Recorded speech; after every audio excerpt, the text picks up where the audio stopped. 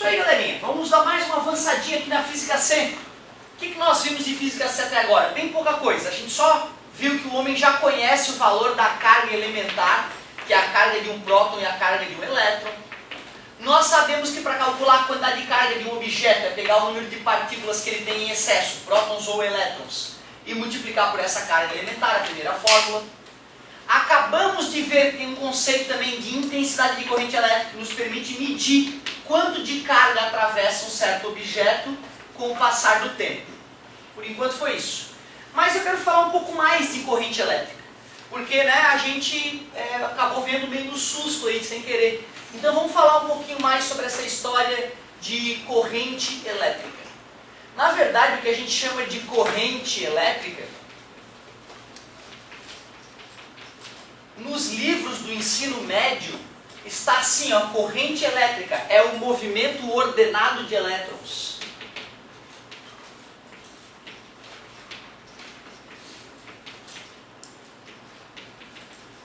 Eu não concordo com essa palavra ordenado. É um movimento ordenado de elétrons. E na verdade não precisa ser só elétrons, podem ser cargas elétricas. Já vou te explicar por quê.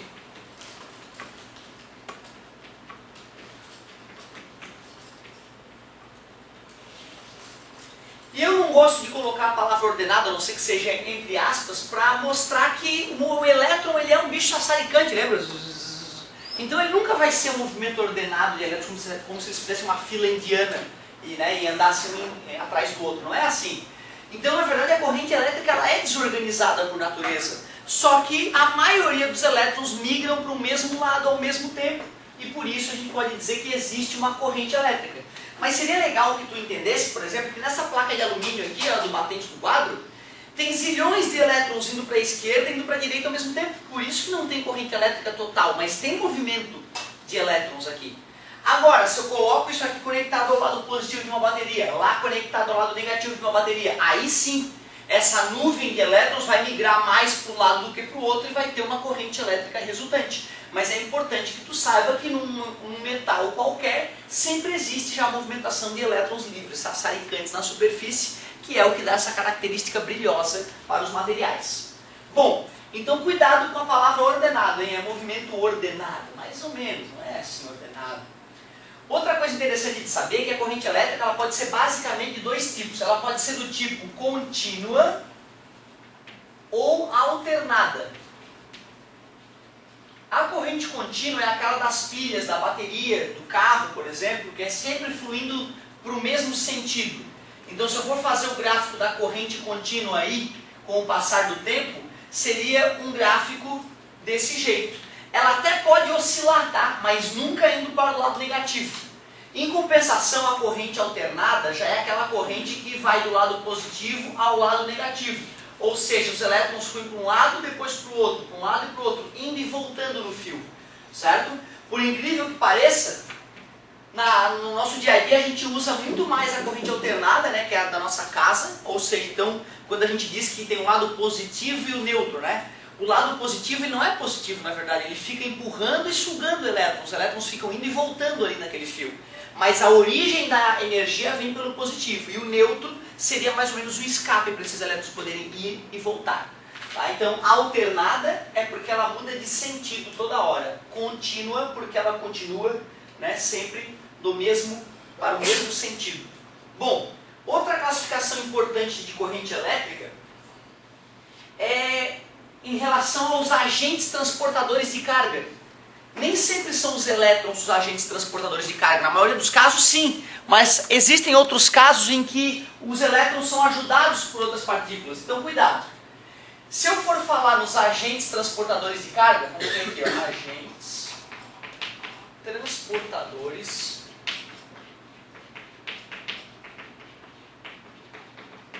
de carga. Bom, nos materiais sólidos nós sabemos devido à constituição dos átomos que são os elétrons, só elétrons.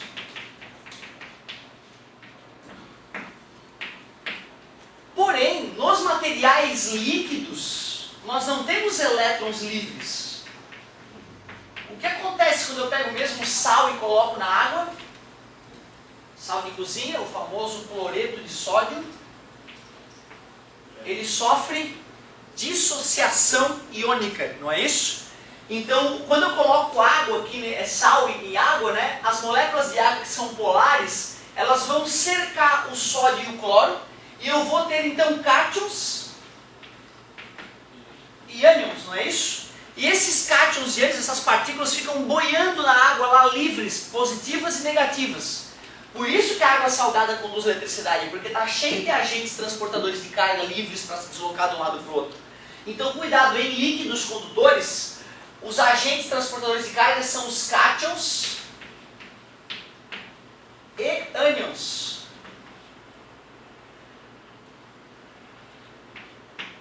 Ânions. Cátions e ânions. Resumindo, em líquidos tem corrente elétrica nos dois sentidos, cara. Quando a gente tem corrente elétrica percorrendo água salgada, tem corrente elétrica nos dois sentidos. Importante saber disso. E nos gases, quando um gás conduz eletricidade, via de regra, elétrons vão para um lado, enquanto cátions migram para o outro. Então nessa lâmpada ali tem corrente elétrica também nos dois sentidos, e cátions indo num sentido e elétrons indo em outro sentido. Então em gases condutores são cátions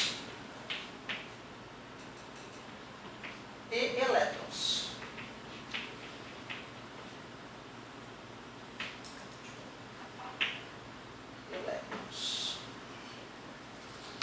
Muito bom. Então, esse é um detalhezinho que eu não vi na apostila, não sei se nessa, de repente mais pra frente ele vai falar, certo? Mas eu já quis aproveitar e falar desses detalhezinhos. Então, além de saber medir corrente elétrica, é bom saber que tem a contínua e a alternada, saber a diferença entre elas, e saber que dependendo de onde essa corrente elétrica existe, se é sólido, líquido ou gás, podem ser, né, elementos diferentes que transportam essas cargas. Bom, aí sim, falado desses detalhezinhos, a gente já pode avançar mais uma gotinha, e aqui um passo muito importante a gente vai dar para a eletroddinâmica.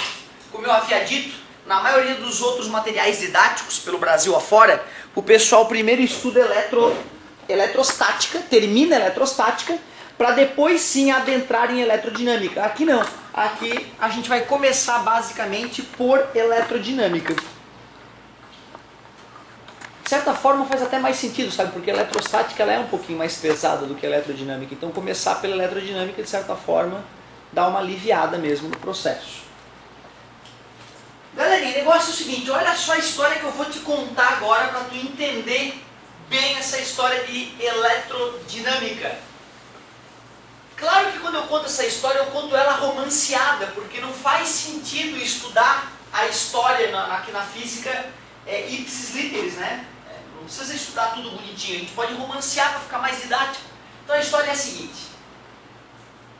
Muito tempo atrás, aí uns 200 anos atrás, um pouco mais, os caras começaram a tentar estudar fenômenos que eles percebiam. Qual o fenômeno? Eles percebiam que pegando baldes com ácidos e colocando metais dentro desses ácidos, se conectado por um fio condutor, um pote de ácido com outro, pote de ácido com metais diferentes mergulhados neles, esses fios esquentavam brutalmente, chegavam até ficar incandescentes em alguns casos. Eles estavam inventando as primeiras baterias. Por incrível que pareça, as primeiras baterias, pessoal, eram vasos, como um vaso de planta, cheio de ácido e pedaços de metal mergulhado nesse vaso. Parecia um enfeite estranho, certo? Aí tinha um vaso num canto da sala, outro vaso com outros materiais no outro canto, e conectando esses metais que estavam embebidos em soluções ácidas por fios, saíam faíscas, né? Tinham fenômenos que eles não conseguiam entender inicialmente.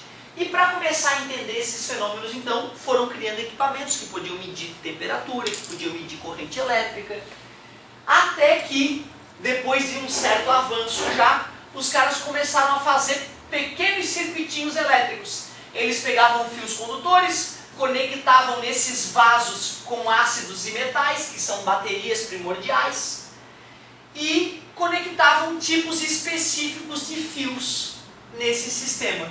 Então, quando eu montar um circuitinho desse para vocês, vocês têm que saber que essa parte reta é o fio condutor. Pode ser de cobre, por exemplo, alumínio. Essa região aqui, claro que a parte maior é o positivo e a parte menor o negativo. É a fonte de tensão.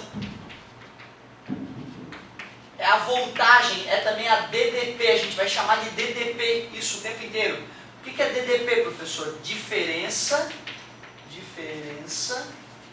de potencial.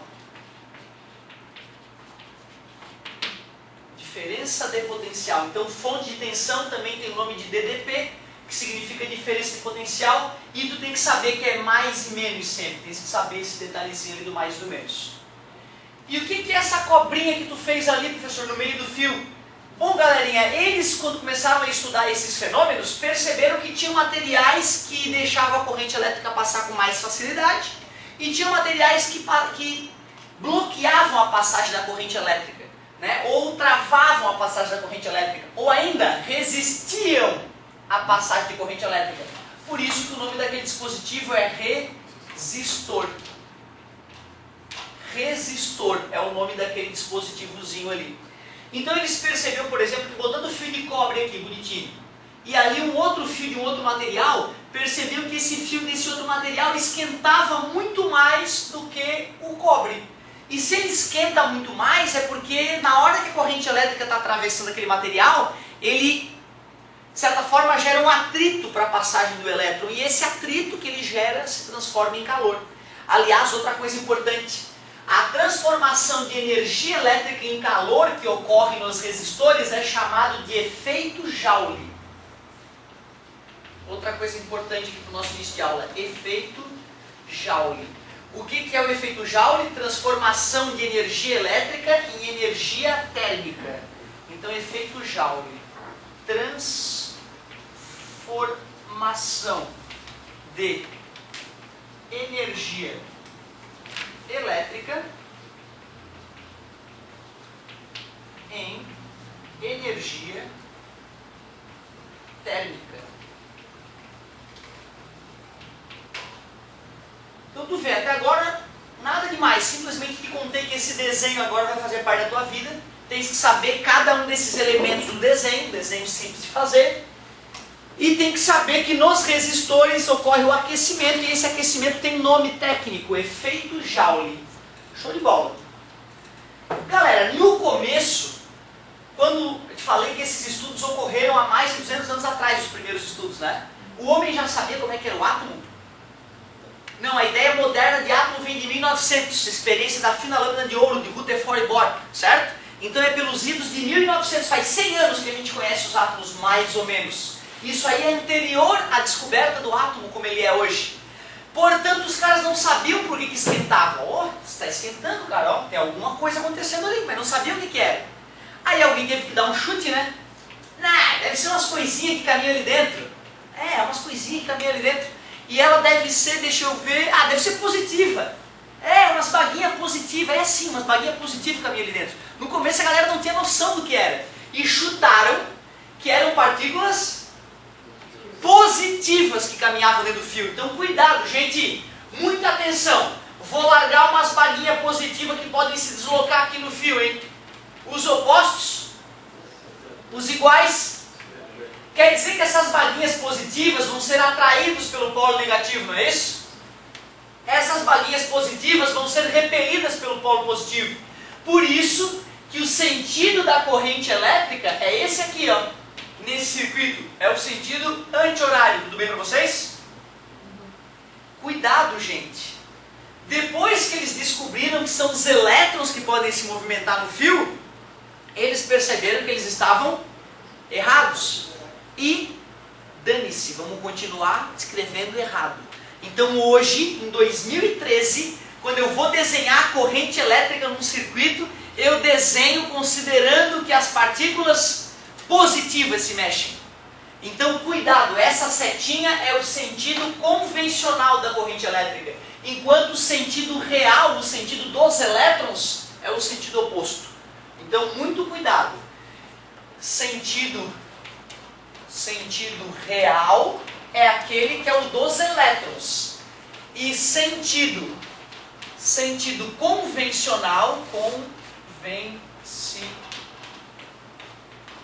convencional é o sentido que historicamente ficou arraigado nos estudos e até hoje, então, quando a gente vai representar a corrente elétrica, a gente se baseia no sentido errado. Olha que loucura, certo? Então, cuidado. O I, quando eu coloco a setinha do I, é o movimento de partículas positivas. E no vestibular ele pode te perguntar as duas coisas, qual é o sentido real e qual é o sentido convencional, certo? Tomem cuidado com isso. Tá? Isso é uma coisa bem delicada, tá ali a dica então. Sentido real, elétron. Sentido convencional é o que eles achavam que existia, certo?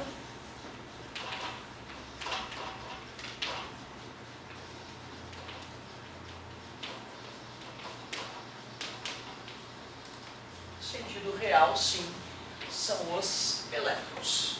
Legal. Bom, agora é o seguinte, ó.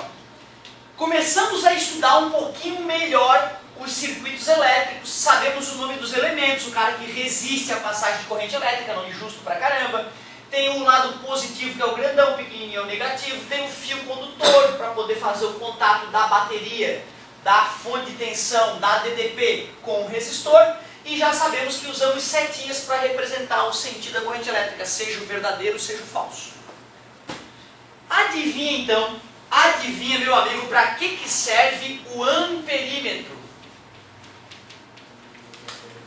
Parabéns, mede ampere, amperímetro, é o medidor de corrente elétrica. Mede corrente elétrica. Lá no final do ano é que eu vou te mostrar como é que eles fabricam de verdade o amperímetro. E logo em seguida nós vamos estudar quais são as características do amperímetro, certo? Mas primeiro o nome dele de estudo, né? Já que eu acabei de contar que ampere é a corrente elétrica, amperímetro é o medidor de corrente elétrica, nada mais justo. Então eu quero ver, duvido, adivinha o que é o voltímetro? Lógico, voltímetro mede a tensão, mede a voltagem. Para ficar mais elegante, vamos colocar mede tensão. É isso aí. Agora que os cientistas começaram a desenvolver máquinas que nos permitem medir essas características presentes nos circuitos elétricos, podemos ir ao laboratório, fazer investigações e tirar nossas próprias conclusões. E olha que interessante então a experiência que nós vamos fazer. Eu vou pegar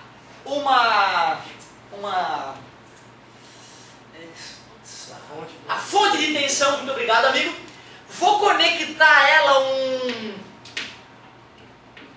um amperímetro, lógico, um amperímetro, vou passar pelo resistor e em cima desse resistor vou instalar, adivinha o que? Um voltímetro. Com esse circuitinho tolo aqui, eu posso medir quantos amperes estão atravessando aquele carro, concorda? Porque se a corrente atravessar esse amperímetro, vai ter que atravessar o resistor ali embaixo também, né? E eu posso saber também quantos volts estavam atuando nesse resistor. E esse resistor é o meu objeto de estudo. Eu quero estudar aquela estrutura ali que esquenta, né? Aliás, o nome desse aquecimento é o efeito Joule. Só quem repete aprende, tu sabe disso, né? Quem fica assim, ó, não aprende, só para tu saber, né? Só para tu dar o valor aí para a grana que teu pai investe em ti. É sempre bom saber disso. Então, olha só. Montei um circuito bobo e vou estudar esse cara. E detalhe, eu tenho vários resistores para estudar. Vários. Eu vou estudar dois hoje com vocês só. Um resistor feito de carvão. Por incrível que pareça, carvão é um ótimo condutor de eletricidade. E um resistor feito de metal. Vamos chamar assim então. Resistor metálico e outro à base de carvão. E como na ciência nós temos que fazer experiências e anotar os dados, vamos lá. No resistor de carvão e no resistor metálico, eu vou medir a voltagem e a corrente elétrica que percorria cada um desses dispositivos. Eu usei baterias de 10 volts, 20 volts e 30 volts, tanto numa experiência quanto na outra, 10, 20 e 30 volts. Quem que vocês acham que vai conduzir mais eletricidade? O resistor à base de carvão ou o resistor metálico? Pois é, por incrível que pareça, é o metálico ainda. Eu falei que o carvão é um bom condutor, ele conduz eletricidade, por exemplo, né? Madeira seca não conduz eletricidade, ela é isolante. Madeira úmida ela pode conduzir eletricidade, certo? Carvão, até foi marcante para mim quando eu descobri que carvão conduz eletricidade. Eu estava com um lápis na mão, no laboratório de química, e o professor se enrolando para iniciar a aula, eu estava com o lápis na mão, e aí a tomada estava na minha frente, aí eu botei o lápis na tomada. Só que sem o dedo na bundinha do lápis, que tem grafite lá dentro, né, segurando pela madeira, eu sabia que madeira era isolante, então eu botei em todas as 3 plugs da tomada, um de cada vez, nada aconteceu como eu esperava. Aí depois eu pensei, será que o grafite é condutor? Aí eu botei o dedão na traseira do lápis e fui de novo. Tuf. E na hora que fui no polo positivo, tomei um carcaço. Aí eu olhei para o lado, ninguém tinha percebido. Tranquilo. E naquele dia, então, internamente eu descobri que grafite era condutor. E mais na frente eu descobri que grafite é carvão, né? Vocês devem saber disso, certo? É um carvão só mais puro, digamos assim, né? Mais limpo.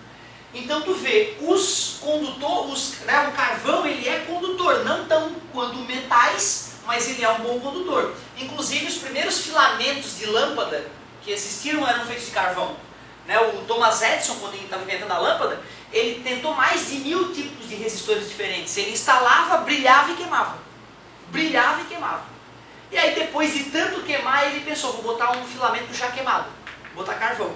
Botou um filamentozinho de carvão, aí pronto, como o carvão já estava queimado, acendeu e ficou brilhando durante bastante tempo. Então eu aprendi as primeiras lâmpadas, né, as lâmpadas que Thomas Edison inventou e iluminou Nova York, né, que foi o primeiro circuito elétrico, a bateria do mundo que iluminou uma cidade. Ele o fez com filamentos de carvão, que sacada, né? Já que está queimando e está estragando, vou botar um filamento que já está queimado, aí eu quero ver queimar. Certo? Foi assim mais ou menos que o cara fez. E foi meio que no final, já estava de saco cheio, estava pensando em aplicar o foda-se, desistir.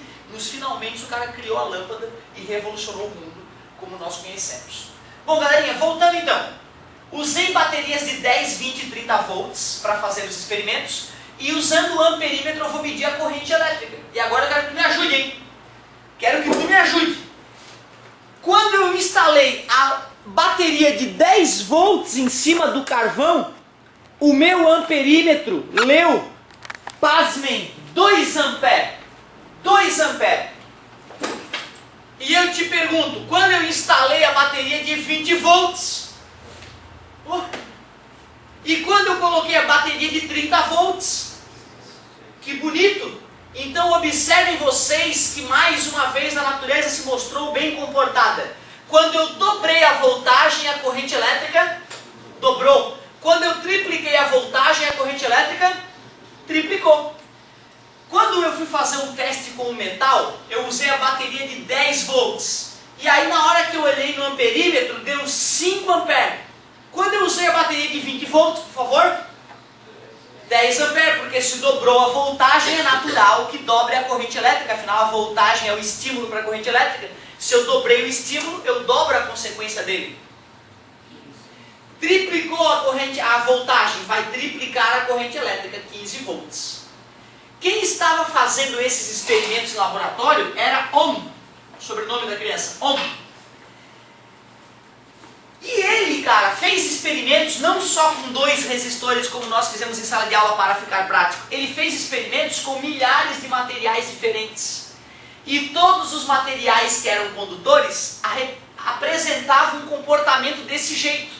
Dobra a voltagem, dobra a corrente elétrica, aumenta 10 vezes a voltagem, aumenta 10 vezes a corrente elétrica. Ele botou até a mãe dele no circuito. E mesmo para a mãe dele continuava diretamente proporcional. A voltagem era diretamente proporcional à corrente que percorria o corpo da mãe. Certo? Então ele percebeu, caramba, isso é uma lei, isso é uma regra. E aí ele escreveu uma lei então, que hoje é conhecida como primeira lei de Ohm. O que diz a primeira lei de Ohm? Que a corrente que percorre um condutor é diretamente proporcional à voltagem que é aplicada nesse condutor. Simples assim. Só que tu vê, cara, por incrível que pareça... Duas aulinhas.